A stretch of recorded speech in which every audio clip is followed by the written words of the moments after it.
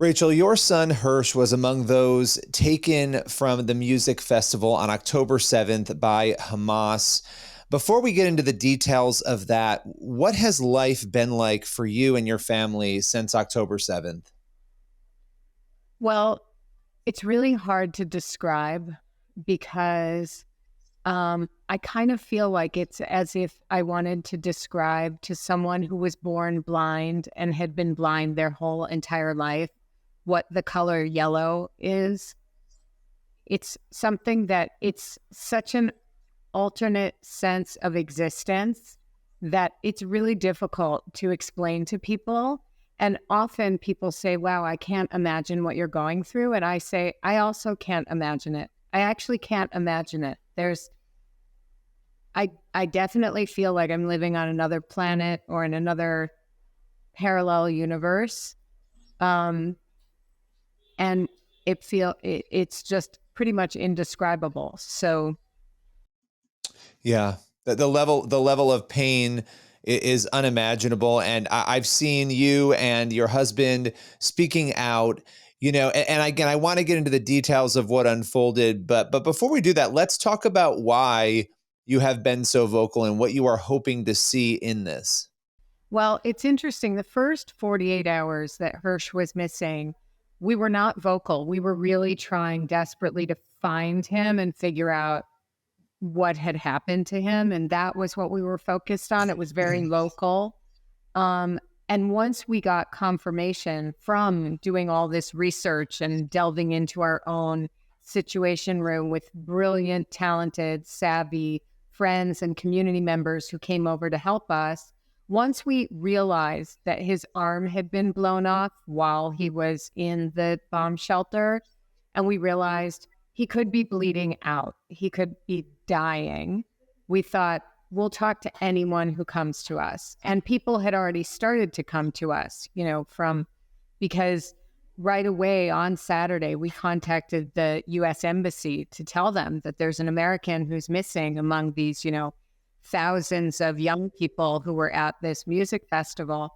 So we had right away started to get people calling, interested in what happened and to publicize it.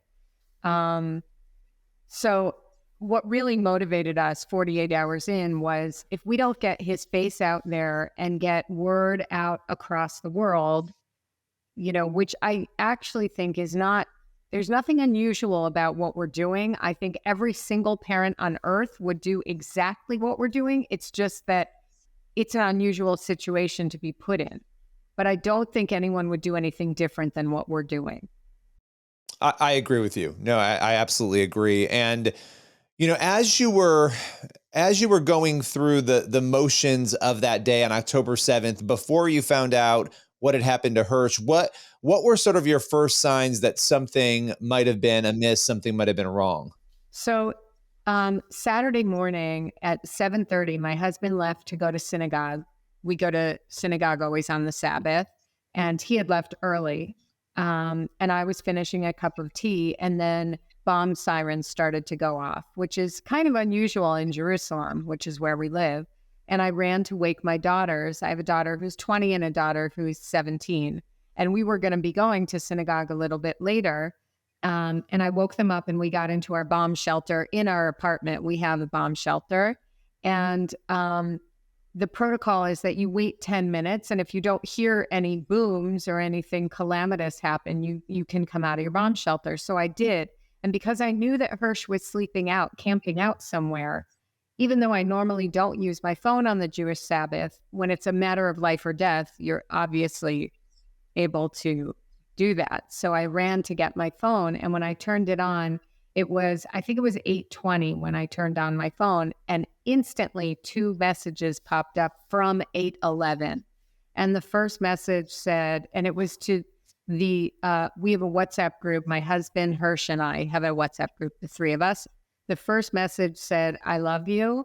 And the second message immediately said, I'm sorry. And so immediately I knew something horrible was unfolding because, I mean, he just turned 23, and I don't know any 23-year-olds that at 8:11 on Saturday morning feel, first of all, to tell their parents that they love them, And then, but the second message was the haunting message, because I immediately knew he knew something was really going to hurt us. And he was apologizing for that. How did you process? What went through your heart and your mind as you were processing that as a parent? I can't imagine that panic that must have set in those moments. Well, so I, of course, immediately tried to call him, and it just rang and rang. And then I wrote 3 consecutive texts to him saying, "Are you okay? Just let me know you're okay. I'll leave my phone on. Let me know you're okay."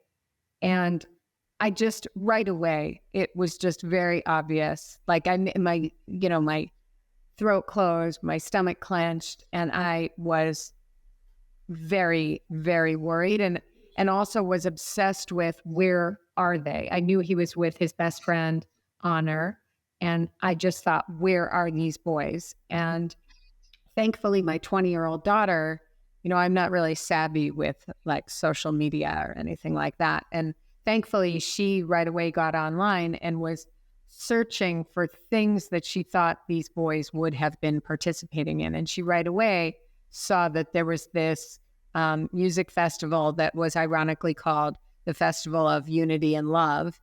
And we took a screenshot of that and sent it to a third friend of the boys who was not in Israel at that time. And I said to him, "Are Hirsch and Honor at this festival?" And right away he wrote back, "They are."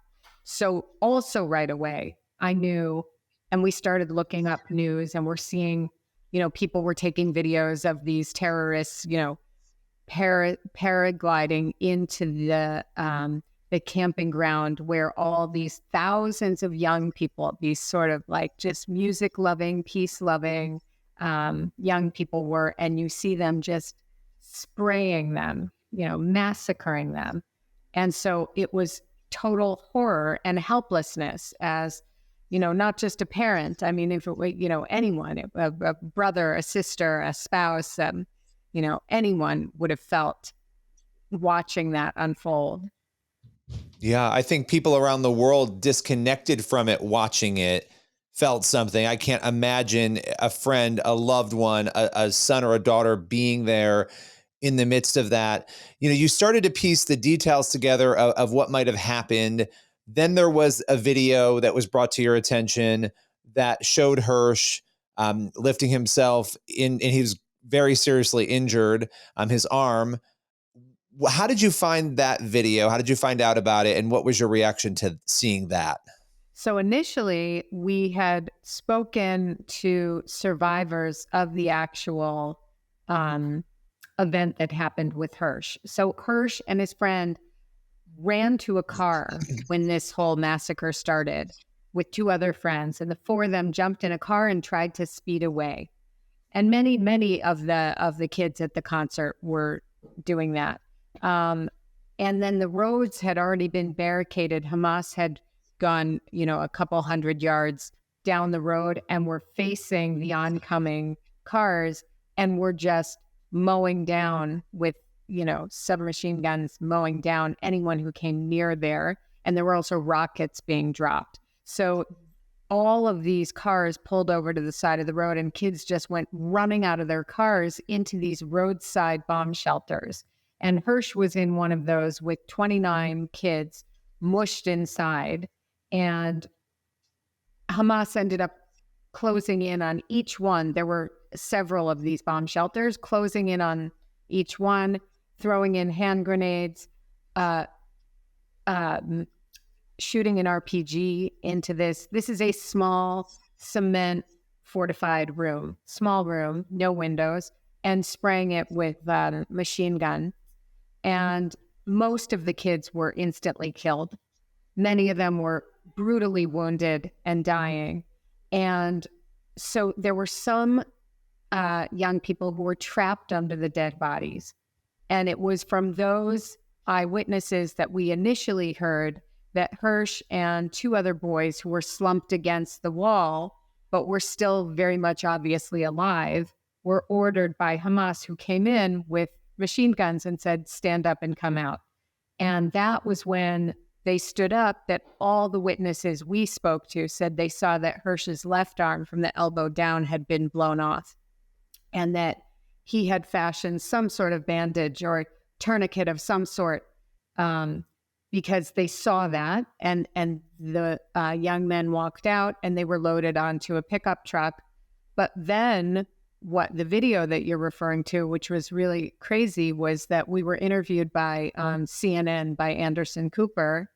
And after the interview, he actually called us and he said, you know, have you seen any video of Hirsch since this happened? And we said, no, we know nothing. Since October 7th at 10:25 in the morning was his last cell phone signal, which was in a village in Gaza, like in a neighborhood, not a village, in Gaza. And that was the last that we heard of him. And Anderson Cooper said, I have a video of your son. And he shared with us that he had read, there was an op-ed piece that we had put in the New York Times about, you know, me making a plea to hopefully a good person in Gaza who would maybe be taking care of my son. Anderson Cooper had read that. Then he interviewed us, and all of a sudden he put two and two together and realized some of the footage that he had seen was of Hirsch getting into this truck. So he sent us the footage, and we see Hirsch, you know, climbing up with his weaker hand. He's actually left-handed, and that's the arm he lost. He pulls himself up by himself into this pickup truck. And when he turns to sit down, you see this bloody stump. So it didn't necessarily give us new information, but it painted like a more vivid picture.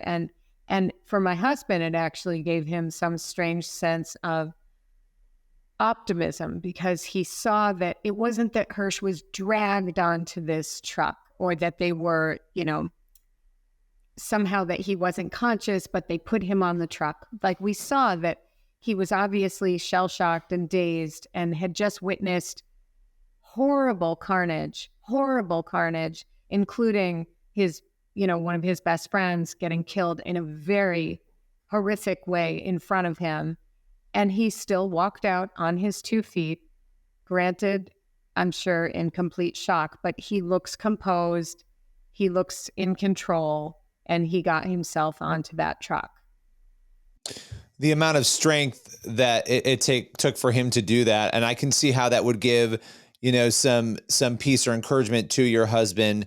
At the same time, and before we even go further, I want to say you're very strong. The fact that you're here talking about this, that you have been out there, and just as you said, this is what every parent would do, but it's incredibly difficult what you're doing. What is keeping you going and giving you the strength to even be able to be here and talk about this? Well, part of it, I ask myself that a lot, because before any of this happened, I tend to be a very emotional, very, I'm an easy crier. I wouldn't call myself necessarily a strong person. And I think part of it is that, to be honest, I feel a lot like Hirsch had his arm blown off and he walked out in shock. And I feel like I've had my heart blown out and I'm walking around in shock. And even though it's 24 days in, I still feel that I am walking around in shock. That is definitely part of it. Another part of the strength is that I am a very God-fearing, faithful person. And, you know, I say Psalms throughout the day. I pray every morning. That's like a ritual that I have done for many years. I religiously pray every morning. But Psalms I find to be this great sort of self-help book that you can pick out what is appropriate for the moment. And there are some Psalms that I say throughout the day that really give me strength to keep walking forward when, you know, I think it was Winston Churchill or some famous person who said, like, when you find yourself in hell, keep walking, because otherwise you're just stuck there. And Yeah. I do feel like when I'm having a really hard time, I always have it with me. I have it with me now. I have my book of Psalms and I reach out, and there's like certain ones that just really speak to me. And then also, I have this mantra that from the beginning I've been saying to Hirsch, that I constantly am saying, we love you, stay strong, survive. We love you, stay strong, survive. And sometimes I just do this stay strong, survive, stay strong, survive. And I realize that it's actually me that I'm saying it to and not just him. Yeah, you, your husband, your whole family, what you guys are going through, and very few people understand what you're going through. And I think that, has to feel isolating in some ways as well. I know you've been with some of the other families of hostages and victims, and I'm sure that's been helpful and comforting, but this is a very isolating experience. You know, how do you feel about the reaction so far? I know this is a complicated question, but it's important to ask the US reaction, the reaction from Israel in terms of the fight to get hostages back. Are you feeling like that is going well, that they're doing as much as they can? How do you feel about that? Well, I definitely feel like from the beginning that, on Saturday, October 7th, it was war here. And we were completely unprepared. And there were failures on many different fronts. And so I think the country was not prepared to kind of rush to help people, the families of hostages, or even the families, that were just their families, the entire families were wiped out that day. And we are blessed that we happen to also be American and that we reached out right away to the US Embassy. And I have to say that the American administration and Congress has been outrageously wonderful. I mean, I've always felt blessed and proud to be American. And this is just, I just feel so grateful for the support that we've had. And also, in the huge ways, of course, that, we've spoken to Secretary of State Blinken twice. We've spoken to the president.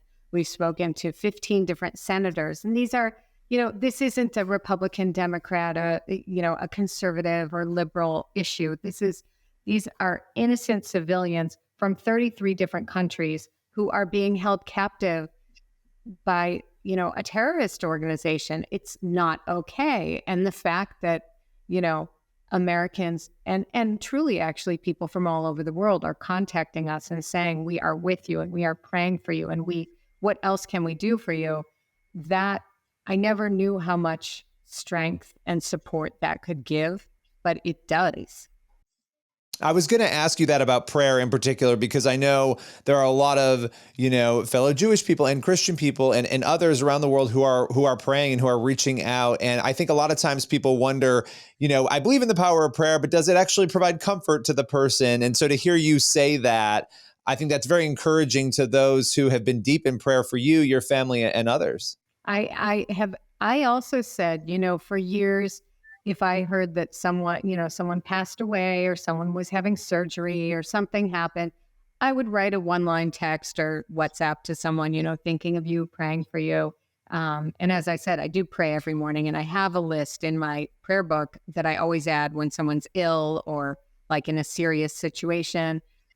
And I also thought to myself, like, is this actually helping the person? Like maybe God is helping the person, but I don't know if it's actually helping the person when I write, I'm thinking of you, praying for you. And now I know that the answer is absolutely yes. Absolutely yes. And also what's been so encouraging, we moved to Israel from Richmond, Virginia, from a very, from an area with a lot of very God-fearing Christians who were super excited for us when we were moving to Israel and were very good friends. And they've reached out, since this began. And when they say we're praying for you, it's very powerful for us.